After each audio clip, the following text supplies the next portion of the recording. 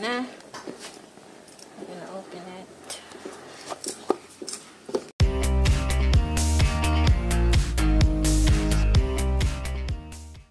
Looks like ito siya.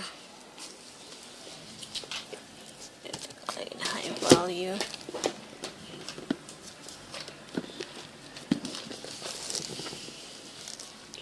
Time to open.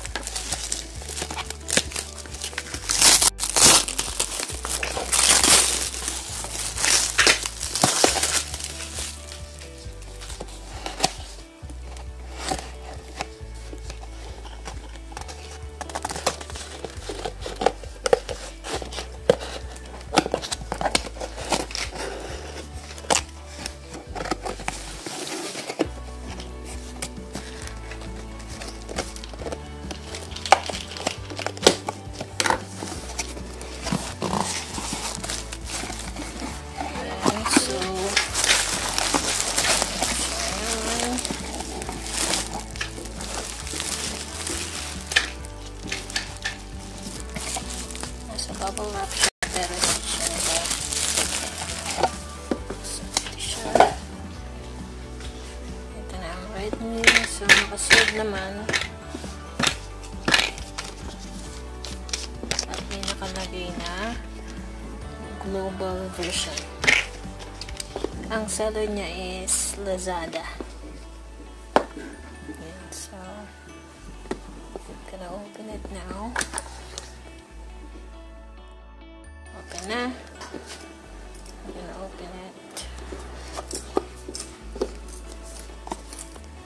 And then, oh, meron siyang free. And then this is the phone.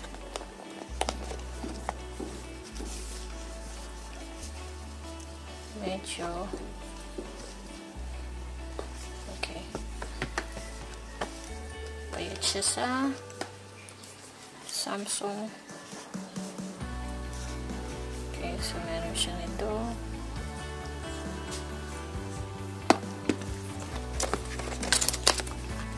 Manual in English. In English na siya. So, siya. Then meron akong connector and wow. Wow. Let's see if this is going to work. Open na natin. No box. Meron siyang protective screen and then No ito. box. So, let's take a look. Tinanggal ko na.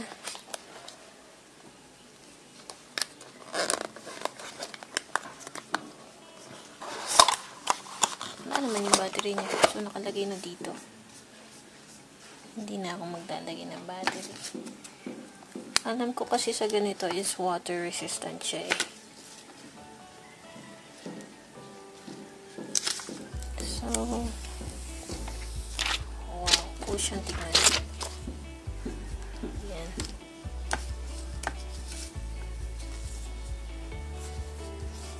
Let's see.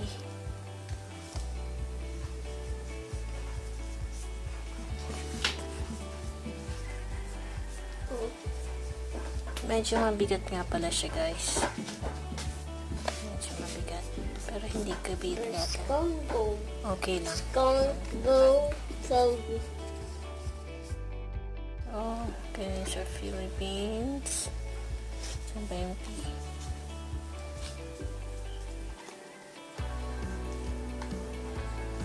Walang Philippine. Ayun pala.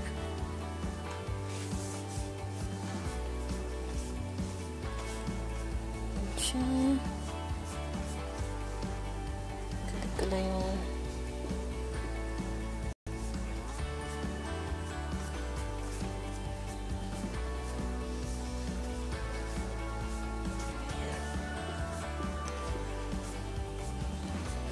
yun. Okay ko lang. Oops, yun lang. Wala siyang SIM card. Okay, so lalagyan ko muna siya ng SIM card. So guys, we've been playing this for a long time, like 2 hours. And hindi pa rin siya nag-iinit, which is really good. I am playing Super Mario Run. Actually, my son is playing it. And ang ganda ng screen niya. Sa napakamurang halaga, I can't believe na ang sarap niyang gamitin. So far, wala ako na-experience ng lag habang naglalaro ng mga games like Super Mario Run. And also, I downloaded some games like Fluffy Fall. Yun, favorite din ng anak ko. Ay, nataya siya.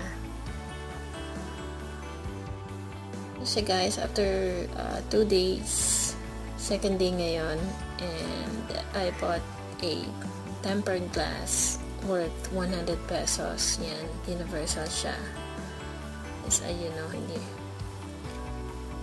hindi siya lapat doon sa camera, pero okay naman ang producer ng selfie niya. Hindi naman nakaka-affect yung lagyan ng konting tempered glass doon.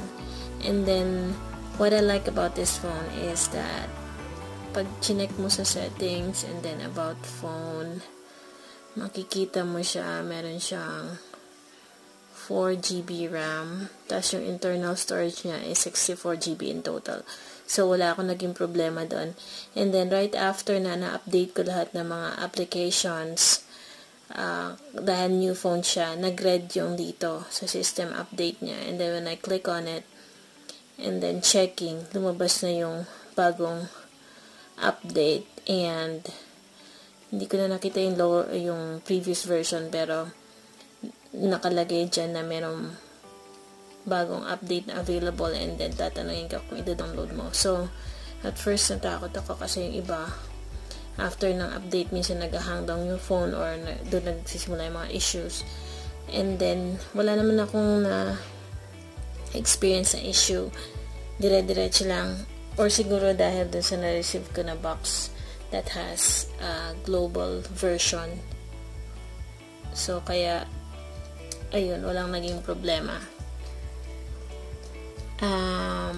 Ang seller kasi nito is Lazada, and I think right now they're selling it still for 9,990.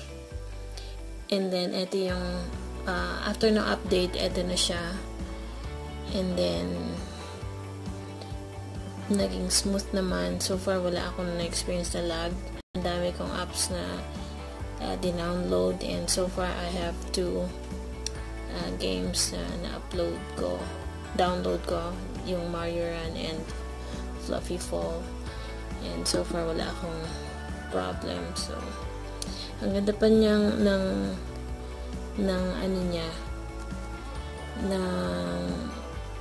phone na to, kasi napaka slim niya, kasi laki siya ng Galaxy S8,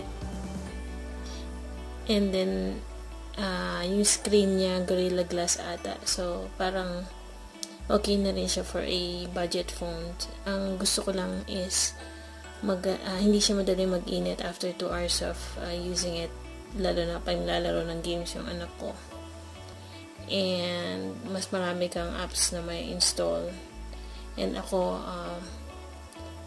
usually ginagamit ko tong phone for some applications na need ko talaga, and so far it's working well, and yung battery niya naglalast talaga within a day.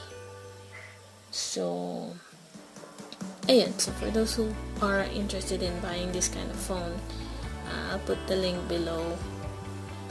And also, this video is not sponsored, I'm just unboxing it to let everyone know about this package na nabili ko from Lazada, and seller din is Lazada. So anyway, thank you so much and have a good night.